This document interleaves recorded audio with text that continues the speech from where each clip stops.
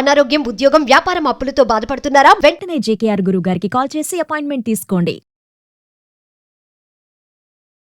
నమస్తే, నేను మీ అడ్వకేట్ సంగీత. గత కొన్ని రోజుల నుంచి ధర్మస్థలలో ఏం జరుగుతుంది అనేది చాలా మందికి అంతు చిక్కని ప్రశ్నగా మిగిలిపోయింది. అసలు ధర్మస్థలలో ఏం జరిగింది అనేది ఎంత మందికి ఎన్ని రకాల అనుమానాలు వ్యక్తమవుతున్నా కూడా దానికి సంబంధించి ఒక క్లారిటీ అనేది ఇప్పటి వరకు కూడా ఎక్కడా కూడా మనకి ఒక చిన్న సోర్స్ కూడా దొరకడం లేదు. అంటే దీనికి సంబంధించి కూడా అన్ని వాళ్ళు కేసులు ఫైల్ చేయడం జరిగింది.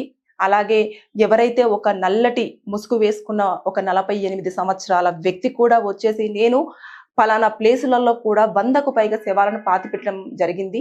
1995 నుంచి 2014 వరకు కూడా నేను శవాలను పాతిపెట్టాను అని చెప్పేసి ఆయన చెప్పారు.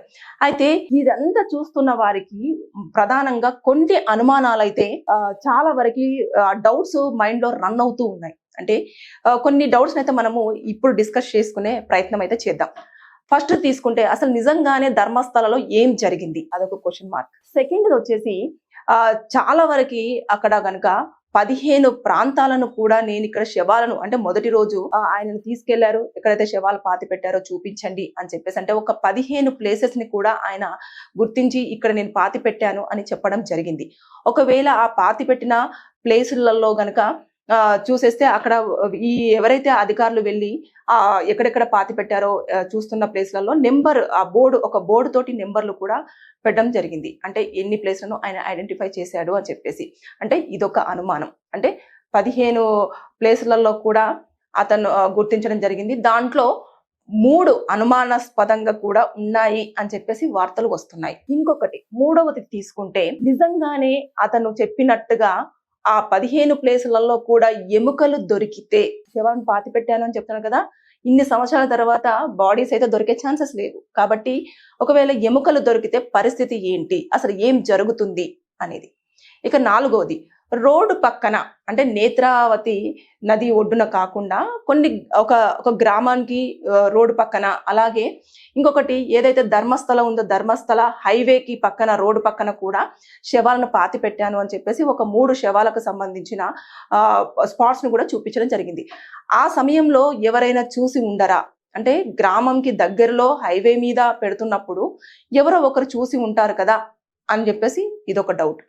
అలాగే ఇప్పుడు ఇంకొక డౌట్ ఏంటంటేను ఐదవది, చాలా మంది పాతి పెట్టారు శవాలను అని చెప్పేసి అంటే ఒకవేళ గనక దొరికితే ఎముకలు అవి అనాథ శవాలకు సంబంధించిన ఎముకల, లేదు అనుకుంటే ఏదైతే ఆరోపణలు చేస్తున్నారో మహిళలకు సంబంధించిన బాడీస్ ని నేను పాతి పెట్టాను అని నిజంగానే హత్యకు గురై ఏదైతే అఘాయిత్యానికి మానభంగానికి గురైపోయిన శవాలను నిజంగానే పాతి పెట్టాడా, ఇన్ని డౌట్స్ మధ్యలో కూడా ఈ ధర్మస్థల ఇప్పుడు వార్తల్లో నిలుస్తుంది. ఒకవేళ మనం దీని గురించి పూర్తి స్థాయిలో ఒక్కసారి మాట్లాడుకుంటే మొదటి రోజు తవ్వకాలు అయితే పూర్తయ్యాయి. అతను ఏదైతే ఆ నల్లటి డ్రెస్ వేసుకొని వచ్చిన వ్యక్తి ఎవరైతే ఉన్నారో ఆ వ్యక్తి 15 స్పాట్లని గుర్తించడం జరిగింది కదా. ఆ గుర్తించిన ప్లేసులలో కూడా తవ్వకాలు జరుగుతాయి. మొదటి ప్లేస్ లో తవ్వకం జరుగుతున్నప్పుడు నేను 6 ఫీట్ల దూరంలో నేను శవాన్ని పాతి పెట్టాను అని చెప్పేసి అన్నారు. 6 ఫీట్ల వరకు కూడా వాళ్ళు తీసుకొచ్చుకున్న గుణపాలు కానివ్వండి, గడ్డపార కానివ్వండి, ఇలాంటి వాటితో చాలా తవ్వే ప్రయత్నం చేశారు. కానీ అక్కడ ఎలాంటి ఆనవాళ్ళు కనిపించలేదు.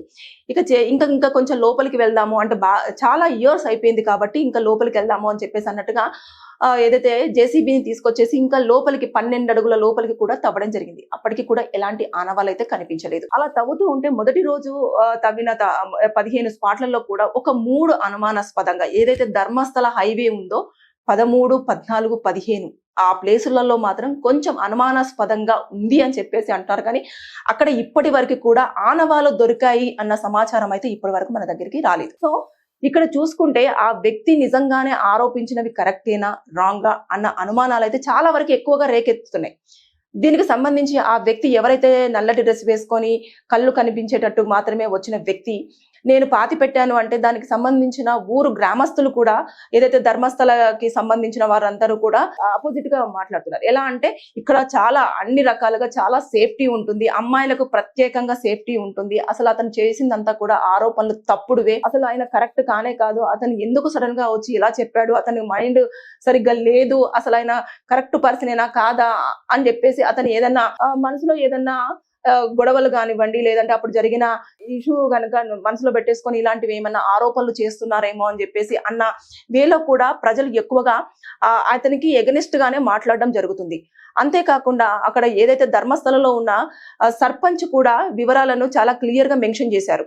ఏంటి అనంటే, ఇక్కడ ఎవరైతే ఉంటారో భక్తులు వచ్చినప్పుడు వారి కాలాన్ని ఇక్కడే ఖచ్చితంగా నేను ఇక్కడ ప్రాణాలు వదిలేయాలి, మంజునాథ స్వామి ఆలయంలో నేను ప్రాణాలు వదిలేస్తే ఆయనతో మమేకం అయిపోతాను అని చెప్పేసి చాలా మంది వాళ్ళ ప్రాణాలను వదిలేస్తారు.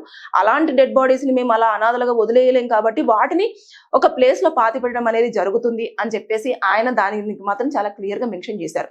అయితే ఇప్పుడైతే సిట్ అధికారులు కానివ్వండి, తర్వాత ఏదైతే ఉన్నారో ప్రణబ్ మహతి ఆధ్వర్యంలో ఉన్న 3 IPS ఆఫీసర్స్ తో కూడా ఇదంతా కూడా జరుగుతూ ఉంది కదా. ఇక్కడికి వచ్చిన పోలీసు అధికారులు కూడా తవ్వకాలు అయితే జరుగుతున్నాయి. మొదటి రోజు మాత్రం ఎలాంటి మనకు ఆ ప్లేస్ 3 ప్లేస్ ఏదైతే 13, 14, 15 ప్లేసెస్ ఉన్నాయో అవి అనుమానాస్పదంగా కనిపించాయి. కానీ ఇంకా పూర్తి స్థాయిలో ఎక్కడైతే ఎముకలు దొరకలేదు. ఒకవేళ గనక మనం అనుకున్నట్టుగా లేదంటే చాలా మంది డౌట్ పడుతున్నట్టుగా ఎముకలు గనక దొరికి ఉంటే ఈ 15 ప్లేసులలో గనక ఏదైనా వారికి సంబంధించిన పాతి పెట్టిన శవానికి సంబంధించిన ఎముకలు దొరికితే వాటిని మొదటగా DNA టెస్ట్ కు పంపించడం జరుగుతుంది. అంటే వారు ఎప్పుడు చనిపోయారు, లేడియా జెంటా, ఏ సంవత్సరంలో చనిపోయారు, ఏదంటే ఆ DNA టెస్ట్ చేస్తే మాత్రం దానికి సంబంధించిన ప్రతిదీ ఆ ల్యాబొరేటరీకి పంపిస్తేనే అక్కడ ఏ ఇయర్ లో చనిపోవడం జరిగింది, ఎలా చనిపోవడం జరిగింది అనేది కూడా పూర్తి స్థాయిలో దానికి సంబంధించిన నివేదిక అనేది ఆ ఫోరెన్సిక్ ల్యాబ్ నుంచి కూడా అధికారులకు అందజేసే అవకాశం ఉంటుంది. ఇకపోతే ఒకవేళ నిజంగానే జరిగింది అంటే ఇంకా ఇది ఒక సెన్సేషనల్ న్యూస్ అవుతుంది అన్నట్టు, ప్రపంచంలోనే అతి పెద్ద వార్తగా నిలబడుతుంది. అంటే ఇన్ని రోజుల నుంచి కూడా ఇంత జరిగినప్పటికీ కూడా ఎలాంటి చర్యలు తీసుకోకపోవడానికి కారణాలు ఏంటి? ఒకవేళ అమ్మాయిలను నిజంగానే బలాత్కరించి మరి అక్కడ చంపేశారు అంటే అక్కడ ఉన్న అధికారులు ఏం చేశారు? పోలీసు వాళ్ళకి మిస్సింగ్ కేసు వచ్చినప్పుడు వాళ్ళు ఎందుకు అంత నిర్లక్ష్యంగా వ్యవహరించారు? ఇవన్నిటి మీద కూడా క్వశ్చన్స్ ఎక్కువగా రేజ్ అయ్యే అవకాశాలు ఉంటుంది. అంటే ఓవరాల్ గా మనకు చూసుకుంటే ఈ ప్రధానంగా చెప్పిన 5 అనుమానాలు మాత్రం చాలా మంది మైండ్లలో రన్ అవుతున్నాయి. దీనికి సంబంధించింది కూడా ఇంకా తవ్వకాలు ఇప్పుడిప్పుడే స్టార్ట్ అయ్యాయి. అతను ఆరోపించింది ఏంటి? 100లకు పైగా నేను శవాలను పాతి పెట్టాను, అది కూడా అందరు అమ్మాయిలను మాత్రమే, అందులో మేజర్స్ ఉన్నారు, మైనర్స్ ఉన్నారు. ఇలాంటివన్నీ ఆరోపణలు చేశారు కాబట్టి అతను గుర్తించే ప్రతి ఒక్క ప్లేస్ ని కూడా సెర్చ్ చేస్తున్నారు. ప్రతి ఒక్క ప్లేస్ లో కూడా తవ్వకాలు అనేటివి కంటిన్యూ చేస్తూనే ఉన్నారు. ఈ రోజు అయితే మొదటి రోజు 15 ప్లేసెస్ లో కూడా చేశారు. ఏదైతే నేత్రావతి నది అంటే స్నానం ఘాట్ ఉంటుంది కదా, దాని పక్కన కూడా ఆయన చూపించిన ప్లేస్లలో కూడా తవ్వకాలు చేశారు. కానీ ఎక్కడ కూడా మనము అంటే చాలా మంది అనుమానించినట్టుగా ఎముకలు అయితే దొరికిన అయితే ఇప్పటి వరకు కనిపించలేదు. ఇకపోతే ఏదైతే ఉందో అతను చూపించిన ప్లేసెస్ అవన్నీ కూడా ఊరు గ్రామస్తులు కూడా చాలా అతనికి మైండ్ సరిగ్గా లేదు, అతని పరిస్థితి బాగాలేదనుకుంటాను, అతను ఒక పిచ్చోడు అని చెప్పేసి ఇలాంటి వాదన చేశారు. కాబట్టి అధికారులు కూడా అతన్ని డాక్టర్ కి చూపించడం జరిగింది. అంటే అతని మైండ్ సిచ్యువేషన్ ఎలా ఉంది, అసలు నిజంగానే అతను ఫిట్ కండిషన్ లోనే ఉన్నాడా లేదా అనేది ఇవన్నీ కూడా చూశారు. చూసిన తర్వాతనే అతనికి ఓకే ఇతను ఫిట్ గానే ఉన్నాడు, ఇతని మెంటల్ స్టెబిలిటీ అంతా కూడా పర్ఫెక్ట్ గానే ఉంది అని చెప్పేసి అన్న తర్వాతనే వారు ఆ స్పాట్స్ ని కూడా చూపించమని చెప్పడం జరిగింది.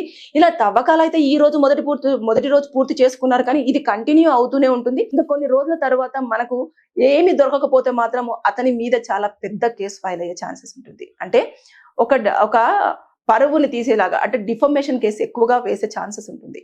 దాంతో పాటు ఫైన్ కూడా వేస్తారు. రీజన్ ఏంటంటే ఎన్నో ఏళ్ల చరిత్ర కలిగిన ఒక మంజునాథ స్వామి ఆలయం, అంటే హిందువులకు సంబంధించి ఎంతో మంది దాన్ని పుణ్యక్షేత్రంగా భావించేసి అక్కడికి వచ్చేసి వారందరూ కూడా ఆ దేవుణ్ణి ఉంటూ ఉంటారు. కాబట్టి హిందువుల మనోభావాలను దెబ్బతీసే విధంగా అతను ఒక ఆరోపణ చేశారు. అంటే ఇక్కడ నేను శవాలను పాతి పెట్టాను, అది కూడా అమ్మాయిలను అత్యాచారం చేసిన అమ్మాయిలనే పాతి పెట్టడం జరిగింది అని. సో దాని గురించి అంత ఎంక్వైరీ చేసిన తర్వాత అతను ఎందుకు అలా చేశారు, అతన్ని ఎవరైనా చేపించారా, ఇవన్నీ కూడా బయటికి వచ్చే అవకాశాలు ఉంటాయి ఇలా జరిగితే. ఒకవేళ గనక అక్కడ దొరికి ఉంటే మాత్రం ఆ టెస్టులు చేసేసిన తర్వాత అసలు నిజంగానే అనాథ వాళ్ళకి సంబంధించినవా లేదు అనుకుంటే ఈ మిస్సింగ్ కేసులు ఎవరైతే పెట్టారో వారికి సంబంధించిన వారిని పిలిచి ఆ DNA టెస్ట్ చేసి వారిగా గుర్తిస్తే నిజంగానే అసలు వాళ్ళు ఇక్కడికి ఎందుకు రావడం జరిగింది, ఎలా మిస్ అయ్యారు అనేది కూడా వారి బ్యాక్ ఎండ్ లో జరిగిన ఇన్ఫర్మేషన్ అంతా కూడా తీసుకొని అసలు ఏం జరిగింది అనేది పూర్వాపరాలు పూర్తి స్థాయిలో కూడా ఎంక్వైరీ అనేది జరుగుతుంది. సో మొదటి రోజు పూర్తిగా తవ్వకాలు జరిగిన సందర్భంలో అయితే ఇప్పటి వరకు ఎముకలు అయితే దొరకలేదు. అనుమానాస్పదగా ప్లేసెస్ మాత్రమే గుర్తించడం జరిగింది. సో ఇంకా చాలా ఆశయాలను పాతి పెట్టాను అన్నారు కాబట్టి అధికారులు ఇంకా దానిపైన కూడా దృష్టి సారిస్తున్నారు. ఎందుకంటే కోర్టుకి నివేదికను సమర్పించాలి కాబట్టి అధికారులు కూడా చాలా క్షుణ్ణంగా ప్రతిదీ కూడా చాలా కాన్సన్ట్రేషన్ గా చాలా ఇదిగా కూడా ఈ కేసుని టేకప్ చేస్తూ ఉన్నారు కాబట్టి ఇంకా ఫర్దర్ గా ఏమవుతుందనేది మనం కూడా వేచి చూడాల్సిందే. చాలా మందికి డౌట్స్ రేజ్ అవుతున్నాయి కానీ ఆ డౌట్స్ కన్నింటికి కూడా త్వరలోనే ఫుల్ స్టాప్ పడే అవకాశాలు కనిపిస్తున్నాయని నేను అనుకుంటున్నాను. Thank you.